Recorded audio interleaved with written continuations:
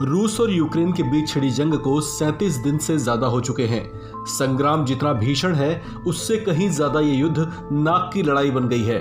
एक और जहां यूक्रेन को इस युद्ध में पश्चिमी देशों का खुलकर समर्थन मिल रहा है, तो वहीं रूस डॉनबास पर कब्जे से कम कुछ नहीं चाहता। इस बीच बड़ी हैरत वाली बात यह है कि इस युद्ध की ज्वाला में तेल डालने वाले कई देश दिखाई दे रहे हैं, लेकिन अब तक पश्चिम की ओर से कोई देश इस युद्ध की मध्यस्थता या इसे बातचीत के जरिए हल करने की पेशकश के साथ आगे नहीं आया है।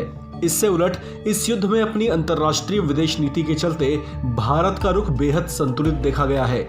इसे देखते हुए रूस ने भी भारत की खूब सराहना की है। शुक्रवार को भारत दौरे पर पहुंचे रूसी विदेश मंत्री ने अपनी बात रखते हुए कहा कि भारत का रुख शुरू से ही इस युद्ध में निष्पक्ष रहा है।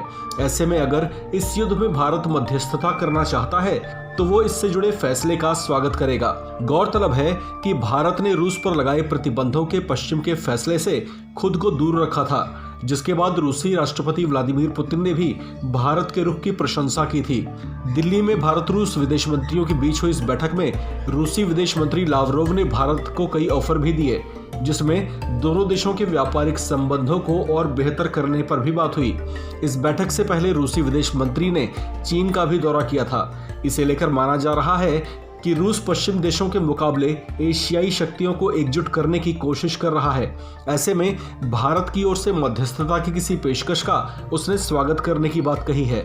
हालांकि अब तक भारत की ओर से ऐसी कोई पेशकश नहीं की गई है। इस युद्ध को लेकर रूसी विदेश मंत्री ने कहा कि रूस की ओर से इस युद्ध का उद्देश्य रूस की संप्रभुता और अखंडता को बरकरार रखना है। इस खबर में फिलहाल इतना ही। बाकी खबरों के लिए बने रहिए वन इंडिया हिंदी के साथ।